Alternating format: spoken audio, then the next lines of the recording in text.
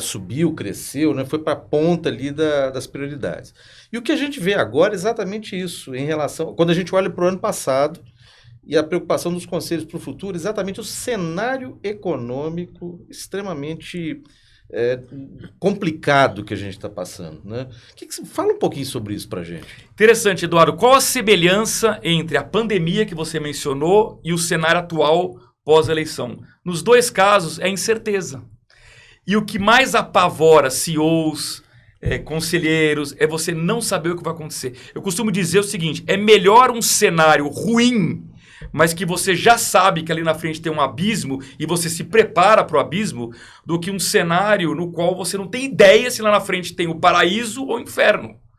E aí a pandemia no primeiro momento foi isso. Todo mundo ficou no escuro, né? Ninguém vivo tinha passado pela gripe lá de 100 anos antes, né? A gripe espanhola de 100 anos antes. Então, para todo mundo aqui era uma novidade.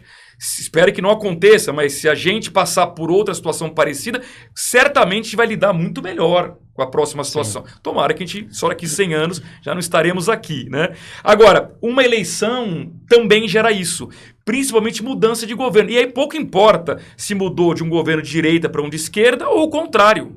A questão é, mudou, você sabe que vai vir uma nova agenda econômica, que, aliás, durante a campanha foi pouco explicitada. Isso. Principalmente pelo candidato que ganhou, que foi o presidente Lula. Ele pouco falou de economia. Na medida em que ele ganha a eleição, você nem tem como dizer se você vai virar uma agenda ruim ou uma agenda boa. Na verdade, virar uma agenda que não conhecemos.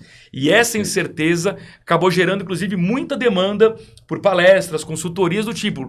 Traga, por favor, uma luz, porque a gente está no escuro. Pisa no acelerador, o que eu faço? E o investidor externo também, né? Coloca o dinheiro no Brasil ou não? Mais ainda. E aí, Simonato, aconteceu uma coisa muito interessante que foi, vou dar um exemplo do agronegócio, que é um setor que eu tenho o privilégio de ser muito convidado. Então, eu viajo muito para o interior do Brasil, que, aliás, cá entre nós, assim, onde tem agronegócio forte, tem dinheiro circulando. Impressionante. Como o agronegócio leva a economia da região onde ele está instalado, né? Aliás, parecem dois Brasis completamente diferentes. O Brasil do agronegócio é o Brasil do sucesso, do Brasil do dinheiro, o Brasil da demanda, e o restante é o Brasil das dificuldades. Claro que o Brasil do agronegócio não é blindado, porque na hora que ele vai escoar a produção, ele enfrenta todos os gargalos do Brasil ruim, né? Mas, enfim, tudo isso para dizer o seguinte, no agronegócio aconteceu o quê? Houve a eleição, o Lula ganhou, e não é segredo para ninguém que o agronegócio era 95% pró-Bolsonaro, houve um pânico e uma paralisia. Eu vou dar um exemplo para vocês. Eu tenho muito contato com empresas que são fornecedoras do agronegócio. Então, fertilizantes, adubos. Eles me contaram que um ano antes, nessa época assim, de começo de ano, eles já tinham vendido todo o estoque do ano inteiro. Nossa. Ou seja, eles começaram, estava em fevereiro, março, eles não tinham mais o que fazer. Estava com o ano ganho. Esse ano, eles falaram, Luiz, desde novembro, pós-eleição, parou tudo. Nossa. Os grandes agricultores, até os médios, pararam para entender que governo é esse Lula que vai assumir, o quanto ele pode atrapalhar ou ajudar o agronegócio, e todos adiaram todos os pedidos possíveis. Ou seja, a gente estava em março, não tinha 5% vendido. No ano anterior estava 100% vendido. Olha como muda o panorama só por uma troca política de governo. E você pontuou bem, né? Isso é importante a gente deixar aqui para o nosso telespectador.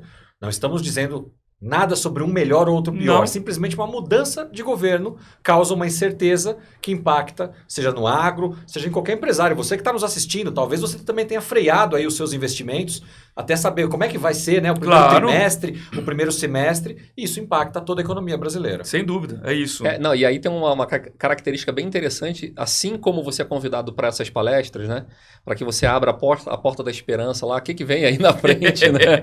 O conselheiro também, em alguns momentos ele se vê assim, né? Para onde que a gente vai? A gente costuma falar sempre, Luiz, que um bom conselheiro ele olha 70% para frente, para o futuro, e 20%, 30% para o passado ou presente.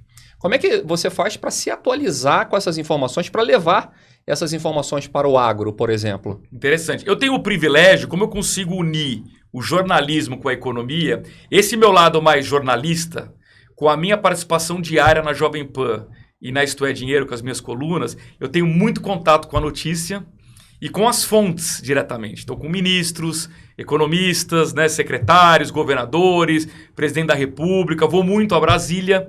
Isso me dá um acesso até privilegiado, porque o jornalista tem o acesso à fonte primária, e eu consigo trazer isso para o meu mundo da economia e até levar informações importantes em primeira mão para o meu público, né? Então isso me ajuda muito. E é o meu dia a dia viver isso. Então, como eu faço comentários 3 vezes ao dia na Jovem Pan, um de manhã, um à tarde, um à noite, todos os dias, segunda a sexta, eu naturalmente tenho que estar o tempo inteiro bem informado. Então, para mim, é uma rotina que não termina nunca, né? E, de novo, eu não morro de tédio, porque todo dia tem notícia nova. Se tem uma coisa que eu não tenho dificuldade é falar assim, nossa, eu não tenho assunto para falar hoje. Não, é sempre, vou ter que selecionar um.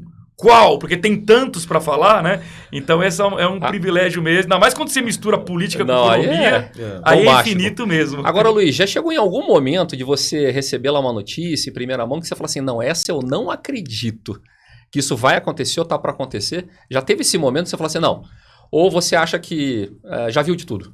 Não, claro, se a gente levar em consideração, eu era adolescente na época do Collor. Se eu considerar o confisco da poupança que o Collor fez lá com a Zélia Cardoso de Mello, eu posso dizer que a gente já viu de tudo. Né? Se eu considerar que eu era adolescente, ia na padaria e o preço do picolé Que Bom subia todos os dias, porque eu vivi a hiperinflação como adolescente, eu posso dizer também que a gente já viu de tudo. Mas, profissionalmente falando, como eu começo a atuar em 1996, eu sou a geração Plano Real. Que aí já é um período mais equilibrado do Brasil. Sabe. Claro que cheio de problemas. A gente teve lá, vamos lembrar, em 99, quando o Fernando Henrique Cardoso é reeleito, ele faz aquela maxi desvalorização do real. A gente teve em 97 crise asiática, 98 crise da Rússia. Teve o ataque ao World Trade Center lá em 2002, antes o estouro da bolha da internet. Em 2008, Lehman Brothers, é infinito, né? Em 2015, 2016, a crise da Dilma, né?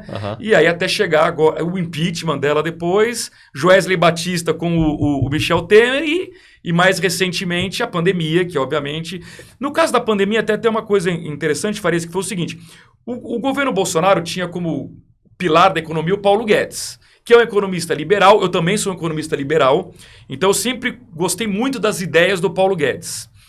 Quando vem a pandemia, ele mesmo teve, e aí até me surpreendeu de forma correta, ele entendeu assim, que naquele momento você tinha que pegar o liberalismo econômico, guardar, e era o momento do Estado intervir na economia, porque ou ele fazia o que ele fez com aquele auxílio emergencial, começou com R$600, ele literalmente pegou um helicóptero e jogou dinheiro do helicóptero para a sociedade inteira. Porque se ele não tivesse feito aquilo, a gente teria uma crise social gravíssima, que no limite a gente ia ter uma guerra civil. Porque as pessoas foram presas em casa, por conta da pandemia, não podiam trabalhar, iam morrer de fome. Principalmente as pessoas mais pobres. Então, ou você dava dinheiro mesmo, Estado dando dinheiro na mão das pessoas, ou teria o caos. E ele entendeu que ali que isso não tem nada de liberal. Isso tem de intervenção do Estado na economia. Mas era necessário. Então, em termos de surpresa, uma surpresa positiva foi isso.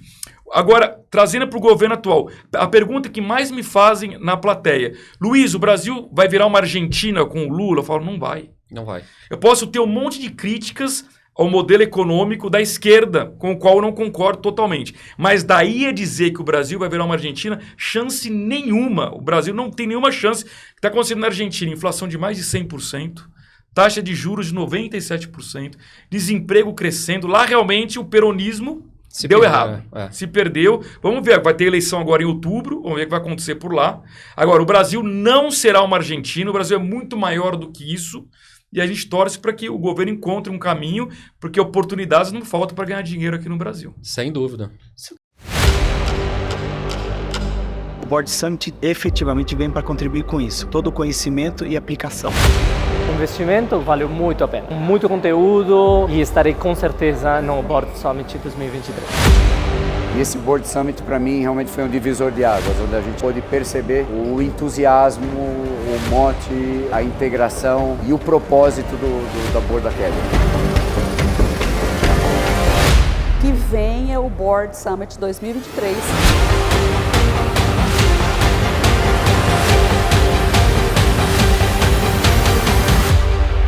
2023 está aí, pode se inscrever e vai ser uma grande oportunidade de ver todo mundo. Summit.